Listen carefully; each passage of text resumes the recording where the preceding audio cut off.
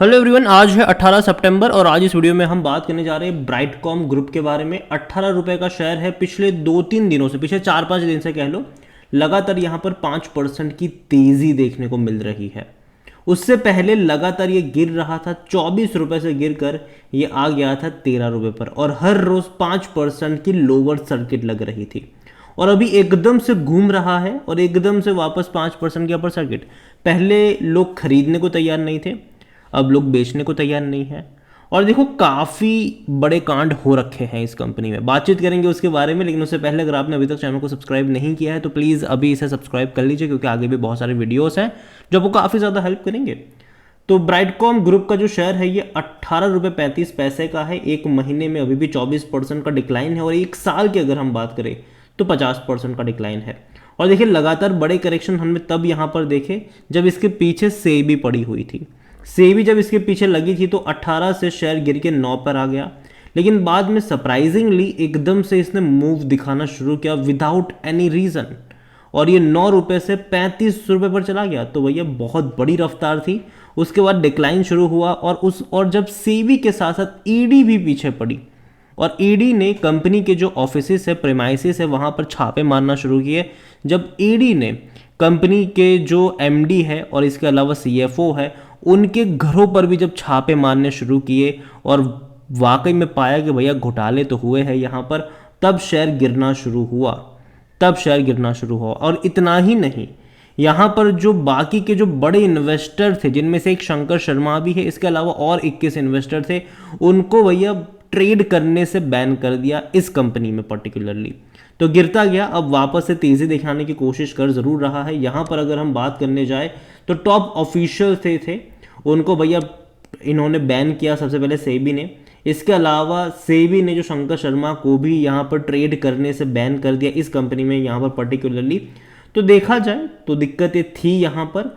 और देखो, कंपनी के अगर आप नंबर देखोगे तो आपको अच्छे लगेंगे पिछले कुछ क्वार्टर्स में, लेकिन एलिगेशंस ये भी लग रहे हैं कि कंपनी ने ये जो नंबर्स है ना, वो भी बढ़ा चढ़ा कर दिखाए हुए हैं यहाँ पर।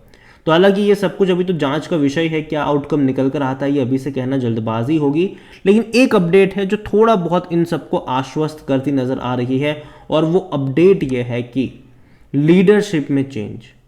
अभी देखो, जिन्होंने घोटाले करे हैं, ठीक है, चाहे वो एमडी हो या फिर चाहे इनके सीएफओ हो, ठीक है, अब इनको हटाकर जो कि ऑलरेडी इनसे हटा दिया गया है, अब वो कोई पोस्ट नहीं होल्ड करते हैं।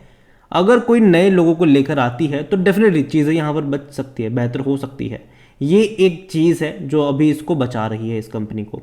अगर हम वॉल्यूम की बात करें तो वॉल्यूम बड़ी क्वांटिटी में है, 2,90,00,000 से भी ज़्यादा की क्वांटिटी में शेयर ट्रेड हुए हैं आज। बड़ी क्वांटिटी में यहाँ पर शेयर ट्रेड हो रहे हैं अभी के टाइम पर। लेकिन according to Moneycontrol user 64% कह रहे बेचो और खरीदो, और 35% लोग कह रहे बेचो। यहाँ पर इनके नंबर्स, जैसे कि मैंने कहा, कि आप अगर देखोगे तो बहुत अच्छे लगेंगे पिछले 2 फाइनेंशियल ईयर के, जहाँ इनके एन्युअली रेवेन्यू 2,500-2,600 करोड़ हुआ करते थे, वो 2023 में 7,400 करोड़ चले गए। और इवन अगर हम प्रॉफिट की भी बात करें तो यहाँ पर भी 1,370 करोड़ का प्रॉफिट था, जो इससे पहले 400 करोड़ के आसपास हुआ करता था पूरे एक साल की, मतलब पूरे फाइनेंशियल ईयर में। अगर हम देखें क्वार्टरली परफॉर्मेंस भी अगर आप देखोगे तो इंप्रूवमेंट आई थी, लेकिन बाद में भी डिक्लाइन देखने को मिला। लेकिन देखना रहेगा कि जब ये पूरी प्रोसेस चली इनके ऊपर, जो एलिगेशंस लगे और जो सेबी पीछे पड़ी, जो ईडी पीछे पड़ी, और जो एलिगेशंस भी थे कि भाई नंबर्स को भी बढ़ा चढ़ा कर दिखाया गया। इसके अलावा जो बड़े एलिगेशन थे कि प्रेफरेंशियल अलॉटमेंट जो हुए थे शेयर्स के,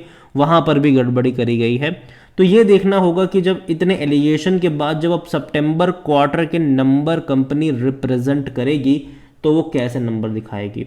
जो नंबर्स हम पहले बड़े देखते आए हैं, मतलब 2,000 करोड़, 1,700 करोड़ का रेवेन्यू, क्या वैसे वाले देखने को मिलते हैं कि नहीं, वो देखना रहेगा यहाँ पर। अगर वैसे देखने को मिल गए तो अच्छी बात होगी यहाँ पर। अगर बात करें ब्राइटकॉम की, तो यहाँ पर कोई भी एनालिस्ट खरीदारी करने की बात नहीं कर रहा। देखो, जब किसी कंपनी में दिक्कत होती है और कॉरपोरेट गवर्नेंस के जब एलिगेशंस लगते हैं किसी कंपनी के ऊपर, तो जनरली लोग अवॉइड करते हैं ऐसे सिचुएशन में। और जहाँ तक शेयर होल्डिंग की बात करें, प्रमोटर की 18.44% की होल्डिंग है, और यहाँ पर भी काफ़ी ज़्यादा झोल झपाटे हुए थे। हुआ ये था कि जब शेयर्स, पहले ब्राइटकॉम का जो शेयर था वो पेनी स्टॉक हुआ करता था, ठीक है, इनका शेयर 2.5 रुपये 2 रुपये के आसपास का था। और तब नंबर्स में मतलब जो रेवेन्यू थे, प्रॉफिट में थे, उसको बढ़ा चढ़ा कर दिखाया गया और काफ़ी बड़ी तेज़ी आ गई। ठीक है, शेयर चला गया 119 120 के करीब, 2 रुपये का शेयर 120 के करीब चला गया। तो यहाँ पर हुआ ये कि इसका फ़ायदा किसने उठाया? प्रमोटर्स ने उठाया, कंपनी के मालिकों ने उठाया। अपनी क्वांटिटी को लगातार बेचना शुरू कर दिया और बहुत कम क्वांटिटी हो गई इनकी, 2-2.5% की क्वांटिटी हो गई इनकी, इतनी क्वांटिटी बेची गई यहाँ पर और प्रॉफिट बुक करा गया। लेकिन जब पता चला कि भैया दिक्कत हो सकती है, एलिगेशन मतलब हम फॉल्ट में आ सकते हैं इतनी सारी क्वांटिटी बेचने के बाद, तो इन्होंने अपनी होल्डिंग को फिर बाद में बढ़ा दिया और बढ़ाकर 18 पर लेकर आए। लेकिन एलिगेशंस ये भी लगे हैं कि ये जो होल्डिंग इन्होंने बाद में ली वो फ्री में ले ली, मुफ्त में ले ली। तो ये भी कई सारे एलिगेशन, देखो बहुत कुछ चल रहा है इस कंपनी में, और यही वजह है कि जब कंपनी का मैनेजमेंट खराब होता है तो भरोसा करना मुश्किल हो जाता है। यही वजह है कि ऐसी कंपनी में कभी इन्वेस्ट करना भी थोड़ा बहुत रिस्की हो सकता है। लेकिन हाँ, अगर ये भी पॉसिबिलिटीज़ है कि ऑलरेडी इतना पिटा हुआ शेयर है, अगर मान लीजिए कि यहाँ से मैनेजमेंट में चेंज आ जाता है, चीज़ें बेहतर हो जाती हैं, तो शायद अच्छा होगा, वरना जब तक ऐसा नहीं होगा दिक्कत में रहने वाला है ये। म्यूचुअल फंड की 0.08% की होल्डिंग है, डोमेस्टिक के पास कुछ भी नहीं है। एफआईएल्स ने भी बड़ी क्वांटिटी बेची है। मार्च में एफआईएल्स के पास 15.79% की होल्डिंग थी, आज वो घट के हो चुकी है 8.90%। एफआईएल्स ने आधी होल्डिंग बेच दी यहाँ पर फॉरेन वालों ने। रिटेल और अदर की मिलाकर 72.58% की होल्डिंग है, जिनमें से रिटेल इन्वेस्टर्स 32.71% की होल्डिंग लेकर बैठे हैं। जो बड़े बड़े इन्वेस्टर है जैसे कि शंकर शर्मा कह लो, वैसे वो अदर पार्टीज में है, 39.87 उन्हीं के पास है। देखिए ओवरऑल मैं अभी के लिए कहूँगा कि अभी तो देखो किसी के पास कोई मौका है नहीं।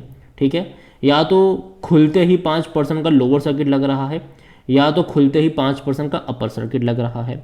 तो अभी यही सिनारियो है और यही होने वाला है कुछ टाइम के लिए। मैं यही कहूँगा कि जब तक अभी अच्छा टाइम चल रहा है, मतलब जो तेज़ी आ रही है, अगर आपके पास है कंटिन्यू रखिए। लेकिन हाँ, धीरे धीरे एग्जिट करने की कोशिश करनी चाहिए, ना कि ये सोचना कि भैया चीज़ें यहाँ से बदल जाएगी, यहाँ से ये रॉकेट बन जाएगा। जी नहीं, वैसा सोचना भी गलत होगा यहाँ पर। तो धीरे धीरे एग्जिट करने के मौके ढूंढने चाहिए जो लोग यहाँ पर ऑलरेडी इन्वेस्टेड है। जो बड़े इन्वेस्टर जिनको तो भैया सेबी ने मना करके रखा है कि वो तो बेचेंगे ही नहीं, उनको मना किया है, आपको नहीं किया, तो ध्यान रखिए उसके बारे में। और फ्रेश बाइंग की जहाँ तक बात है, देखो जब भी ऐसे मूव आते हैं ना, जब शेयर लगातार भागना शुरू कर देता है ना, तो लोगों को लगता है कि अब यहाँ पर सब कुछ सही चल रहा है, कुछ गलत नहीं है, और उसके बाद गिरना शुरू होता है। बिल्कुल सेम मूव अगर आप देखोगे तो जब शेयर 18 का था और गिरकर 9 पे आया था ना, और जब वापस इसने 9 रुपये से भागना शुरू किया और 20, 25, 30 पे गया, तब भी लोगों को यही लगा था कि यार भाग तो रहा है शेयर, मतलब कि कोई दिक्कत नहीं कंपनी में नहीं होगी। और तब भी मैंने कई सारे वीडियोस बनाए थे, मैंने कहा था कि भैया एग्जिट कर लो, फंस जाओगे यहाँ पर वरना। और बाद में वही 34-35 का शेयर 12-13 पर भी आते हुए हमने देखा। तो यहाँ पर भी मैं सेम चीज़ कहूँगा कि भले ही शेयर ऊपर जा रहा है 5%, इसका मतलब ये नहीं है कि कंपनी में कोई दिक्कत नहीं है। अभी भी कोई वर्डिक्ट आया नहीं है, ना ही सेबी की तरफ से, ना ही ईडी की तरफ से। तो यही कहूँगा कि जब तक ऑफिशियली कोई स्टेटमेंट ना आ जाए, बस शेयर अप जा रहा है या फिर डाउन जा रहा है, उसको ध्यान में रख के ट्रेड मत करिए। थोड़ी सी दूरी अभी के लिए बना के रखिए, बाकी मर्जी आपकी है। वीडियो को यहीं पे एंड करूँगा। पसंद आया हो तो लाइक करो, शेयर करो। चैनल अगर पहले बार हैं तो प्लीज़ सब्सक्राइब करें। और ब्राइटकॉम ग्रुप के बारे में क्या सोचते हैं वो भी आप मुझे कमेंट में लिख के बता सकते हैं। Thank you.